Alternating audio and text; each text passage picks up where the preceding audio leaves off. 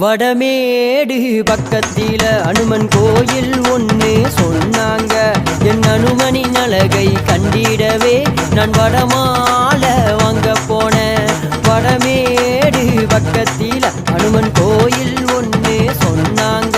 என் அனுமனின் அழகை கண்டிடவே நான் வடமாலை வாங்க போனேன்.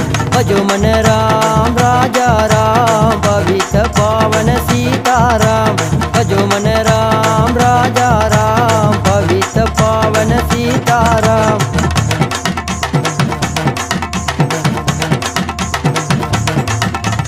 அனுமனை நானும் கண்டு கொண்டேன். அவனின்